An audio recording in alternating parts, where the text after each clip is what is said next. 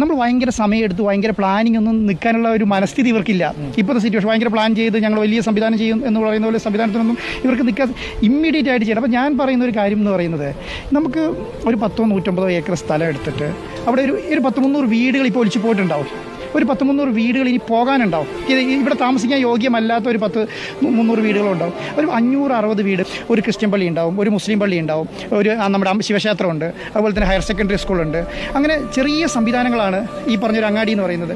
ഇതിനെ റീക്രിയേറ്റ് ചെയ്യുക എന്നൊക്കെ പറയുന്നത് അത്ര എളുപ്പം അല്ലെങ്കിലും പോലെ ചെയ്യാൻ പറ്റുന്ന കാര്യമാണ്. നമുക്ക് വേണമെങ്കിൽ റിപ്പോർട്ടർ TV-ക്ക് ഈ പറഞ്ഞ എൻ്റെ സംവിധാനം ചെയ്യാമെന്നുള്ളത്. ഇപ്പോൾ ലാൻഡ് നമ്മുടെ അടുത്തുണ്ട്, മനസ്സിലായോ? നമുക്കൊരു 100-150 ഏക്കർ എത്രയാണോ സ്ഥലം വേണ്ടത് അത് നമുക്ക് കൊടുക്കാം. ഒരു 100 വീട് നമുക്ക് വെച്ച് കൊടുക്കാം. അതുപോലെ തന്നെ ഈ പറഞ്ഞ പോലെ ഈ ഇങ്ങനെ നമ്മുടെ ഹോസ്പിറ്റലുകൾ, അതുപോലെ തന്നെ സ്കൂള് ഒക്കെ റീക്രിയേറ്റ് ചെയ്യാം. അവിടെ ഈ പറഞ്ഞ അമ്പലം പണി പണിയാം, പള്ളി പണി പണിയാം. അതിനുവേണ്ടി ലാൻഡ്. അപ്പോൾ ഇതൊരു വലിയ പ്ലാനിങ്ങോടുകൂടി ഒരു ടൗൺഷിപ്പ് വേണമെങ്കിൽ റിപ്പോർട്ടർ TV